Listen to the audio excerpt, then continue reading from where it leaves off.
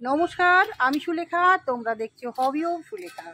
আজকে চলে এসেছি গরমের সবজি চাষ করতে। তো গরমের সবজি চাষ এর আগে যখন চেন্নাই গেছিলাম তখন তাড়াহুড়ো করে লাগিয়েছিলাম, কিন্তু দুর্ভাগ্য যেহেতু ওদের অভিভাবিকা ছিলেন না, তার জন্যই তারা আর পৃথিবীতে আসতে পারেনি। তাদের মাটিতেই তাদের জীবন শেষ হয়ে গেছে। তো দর্শক বন্ধু, আজকে তোমাদের দেখাবো কে এসেছে আমাকে হেল্প করতে। আমি নতুন একজন দাদাকে পেয়েছি, উনি আমাকে একটু হেল্প করছেন, ভীষণই ভালো লাগছে। কারণ সবজিটা কিভাবে লাগাতে হয়, কি দিতে হয় না দিতে হয়, সম্পূর্ণ খুব ভালো পরিচর্যা উনি জানেন। যেহেতু আমাদের বড় বাগানে উনি চাষাবাদ করছেন, তাই আমি বললাম, আবদার করলাম, দাদা চলে আসবেন, একটু সাহায্য করবেন। কারণ বাড়িতে অনুষ্ঠান, বুঝতেই পারছো। আগামী সোমবারে আমার সোমবারে না, কালকে থেকেই অনুষ্ঠান শুরু হয়ে যাবে। তো এর মধ্যে থেকে আমাকে এই সব কাজগুলো করা মানে ভীষণই টাফ, বুঝতে পারছো। তাও করতে হবে, যেহেতু এটা আমার একদম একান্ত, আমার সব কিছু এর ওপরই নির্ভর করে মনটা। তো চলো কী কী লাগাচ্ছি দেখাই। প্রথমেই এই যে হচ্ছে একটা বড় বাগান আমি নিয়েছি। এইটা আমি আমার একান্ত সবজি চাষ করার জন্য আমি এই বাগানটা নিয়েছি নতুন। আর একটা বাগান তো তোমরা দেখেছো। তো এখানে কি কি লাগানো হয়েছে, তো প্রথমেই বলি, এখানে দাদাই লাগিয়ে দিয়েছে বেগুন গাছ। লাগানো হয়েছে বেগুন গাছ, আর তার সঙ্গে লাগানো হয়েছে লঙ্কা গাছ। লঙ্কা গাছ আমি চারা করেছিলাম, তো সেই চারায় লাগানো হয়েছে, আর লাগানো হয়েছে বেগুন গাছ। তো এই হলো বেগুন আর লঙ্কা। আর বাগানটা আমি ভেবেছিলাম ফল বাগান করব, তার জন্য কিছু ফলের চারা আমি লাগিয়েছিলাম। দর্শক বন্ধু, তোমরা তো জানোই, কিন্তু দুর্ভাগ্য আমার ছাগলে বেশিরভাগটা খেয়ে নিয়েছে। আর এই হচ্ছে করম চা। করম চার আমি দুদিন আগে দেখলাম করম চার ফুল এসেছে। এই যে যাই হোক, এই দেখো করম চার ফুল এসেছে। করম চা, তারপরে ব্যানানা ম্যাঙ্গো, আতা, তাইবেল, তারপরে চেরি। এটা চেরি গাছটা আছে, আতাটা নষ্ট হয়ে গেছে, বক ফুলটা নষ্ট হয়ে গেছে, আর নষ্ট হয়ে গেছে তেজপাতা গাছ। আর এই দেখো, এই যে সবে আবারও পাতা বেরিয়েছে, কারণ ছাগলে খেয়ে গেছিলো। টাইবেলটাও তাই একটু মাথা উঁচু করে দাঁড়িয়েছে, একটু ফাঁকা হয়ে গেছে তাই। তো যাই হোক, ফলের সাথে সাথে এখানে আমার বাতাবি লেবু আছে, কমলা লেবু আছে, সব রকমই আছে। সব রকম চাষ খুবই ভালো লাগে, আর বড় জায়গায় করেছি। এখানে বেশ টাল হবে, সব কিছুই চাষ করব। কি কি চাষ করব আজকে চলো তোমাদের দেখাই। ভীষণই এক্সপার্ট। দেখো, প্রথমে একটা ভাগ করে নিচ্ছে, একদম ফটাফট লাগাচ্ছে। এটা হচ্ছে ঢ্যাঁড়স। ঢ্যাঁড়সটা কীভাবে উনি লাগাচ্ছেন দেখো, কত তাড়াতাড়ি লাগাচ্ছে, কোনো হাত লাগছে না। এই যে প্রসেসগুলো আমাকে তো শিখতে হবে, তাই আমি দাদার কাছে শিখছি। কারণ সব কিছু সম্পূর্ণভাবে শিখলে আমিও আরেকজনকে শেখাতে পারবো। ওই জন্য দাদাকে আমি ডেকেছি, কারণ উনি একজন একদম 100% সবজি চাষি, প্রচুর সবজি চাষ করেন এবং বাজারে সেটা বিক্রয় করেন।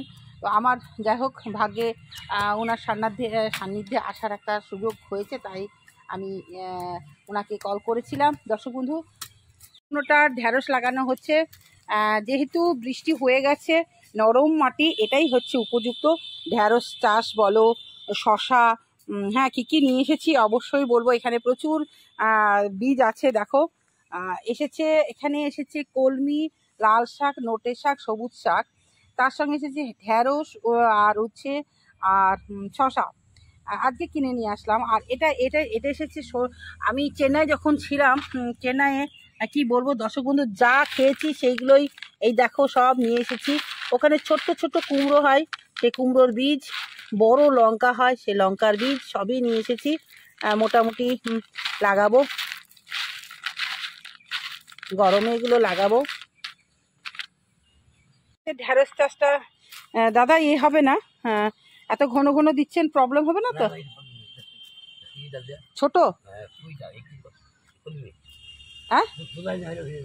লাগাচ্ছেন উনি কলমি, একটা করে কলমি লাগাচ্ছেন, কারণ কলমি ঝাড় হবে, তাই তো দাদা? ঝাড় হবে। আর এটা সম্পূর্ণ সার জায়গা। এবার এই লাগানোর কতদিন পর সার দিতে হবে একটু বলে দিন দাদা, কি দিতে হবে? বুঝলেন? ঠিক আছে। বলেন কি সার দিতে হবে কতদিন পর? 14-15 দিতে হবে, 10-26। 10-26 কতদিন পর? ওই তো বেড়াইলে। বাইরে 10-26 হ্যাঁ, বেড়াইলে 10-26। কত এই দু একটা করে দিয়ে দেবো। অল্প অল্প করে দানা দিতে হবে। আচ্ছা, আর 14? ওই তো একই জিনিস, 14-35, 10-26 একই ব্যাপার। একটা দিলেই হবে, তাই তো? একটা দিলেই হবে। হ্যাঁ, ব্যাস দিব। তারপরে আর কতদিন পর কি দিতে হবে একটু বলে দিন। তারপরে বিষ প্রয়োগ করতে হবে, অসুবিধা হইলে। বিষ? হ্যাঁ, পোকামাকড় লাগবে। আচ্ছা, এটাই পদ্ধতি, আর কিছু না তো? না না, ব্যাস এইটুকুই উনি বলে দিলেন যে 10-26 দিতে হবে। কেন হচ্ছে শশাটা কিভাবে উনি লাগাচ্ছেন দেখো। একদম নরম মাটি, যেহেতু গতকালকে বৃষ্টি হয়েছে সেই সুযোগটা নিয়ে নিলাম। এবার যদি দাদা যদি খুব বেশি বৃষ্টি হয় তাহলে কি হবে? কিছু অসুবিধা হবে না?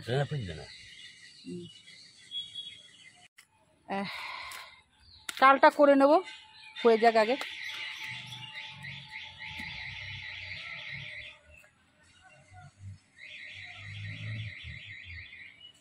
দেখো শশা কিভাবে লাগাতে হয় উনি লাগাচ্ছেন। 4টে, তাই তো? লম্বা করে 4টে লাগাচ্ছে। একদম কোনো বীজতলা নাই, কিছু নাই, ডাইরেক্ট রোপণ করা হচ্ছে।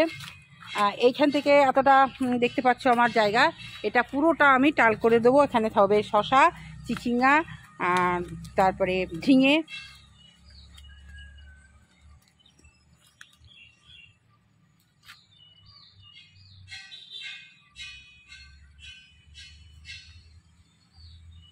বেগুনে এখন কি দিতে হবে দাদা? বেগুনে গাছ লেগে যায়, তারপরে দেবেন তো? কি দিতে হবে? ওই 10-26। সব 10-26। 1 কিলো 10-26-এ কত নিচ্ছে এখানে? 45 টাকা। কোনো ব্যাপার না, 1 কিলো 10-26 45 টাকা। আর লাল পটাশ লাগবে না? পটাশ লাগবে না। লাগবে না? আচ্ছা, তাহলে 10-26 দিলেই একমাত্র। আমি কিন্তু কোনোদিন সবজি চাষে কোনো রাসায়নিক সার প্রয়োগ করি না। আমার একমাত্র জৈব যেটা তৈরি করি সেইটা। তবে 10-26 দেওয়ার পর ওইটাই লিকুইড হিসাবে দিয়ে দেবো, ব্যাস। দুটোই প্রয়োগ করব, দেখব কেমন রূপ হচ্ছে। আবারও লাগানো হচ্ছে শশা, দেখো কি সুন্দর গাছ ভর্তি জামরুল এসেছে, একদম লাল টকটক করছে, দেখতেই পাচ্ছ। একদম কোনোবার কিন্তু এই জামরুল গাছতলা আসতে পারতাম না, এত জঙ্গল ছিল। তো এবার আমি যেহেতু বাগানটা পেয়ে গেছি হাতে নাতে, এবার আমি জামরুল তোমাদের দেখাবো। খাই না, বাচ্চাদের দিই। তবে এই জামরুলটা দেখতে ভীষণই সুন্দর, খেতে একদমই ভালো না, মানে কোনো টেস্টই নেই। আর এই হচ্ছে আম গাছ, দেখো আম গাছে প্রচুর আম হয়, কিন্তু এবছর একটু আমটা কমই হয়েছে। সন্ধে লেগে আসছে, দূর থেকে দাদা লাগাচ্ছে, আমি একটু বসে আছি। ইচ্ছে ঝিঙে, তাই তো দাদা? দুটো মিশিয়ে দিতে হয়, দেখো।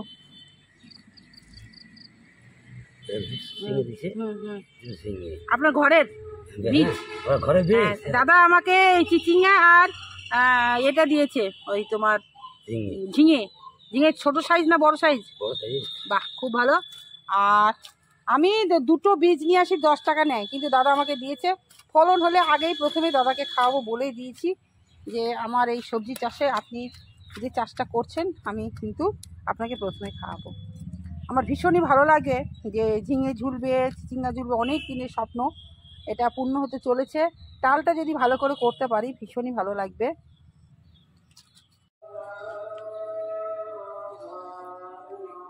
দেখো এখান থেকে দেখবো অনেকটা জায়গা জুড়ে এটা করলাম, ভীষণই ভালো লাগবে যখন উঠবে ঝিঙে, উচ্ছে, করলা, তারপরে শশা, ভীষণই সুন্দর লাগবে। সন্ধ্যা লেগে আসলো, মোটামুটি লাগানো হয়ে যাচ্ছে। এরপরে এটাকে টাল করে দেওয়া হবে। আজকের গ্রীষ্মের সবজি চাষ কেমন লাগলো অবশ্যই জানাবে। এবার শাকটা লাগানো হচ্ছে, দেখো শাকটা কিভাবে উনি লাগাচ্ছেন দেখে নাও। কতটা খুঁড়তে হয়, শাক চাষ করতে গেলেও বেশ মাটিটা একটু খুঁড়ে নিতে হয়। সুন্দর করে চৌকো করে নেন, চৌকো, আর সুন্দর করে চৌকো করে নেন আগে।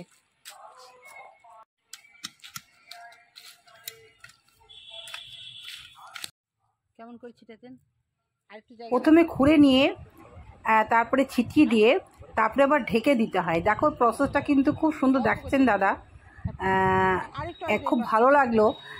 যে আমি নিজে একটা চাষ করতাম নিজের মতন করে, সেটা একটা চাষ ছিল। আর এখন একদম একটা 100% একজন চাষি কিভাবে লাগান সেটা শিখলাম, ভীষণই ভালো লাগলো। আমি তো শিখলাম, তোমরাও শিখলে তো।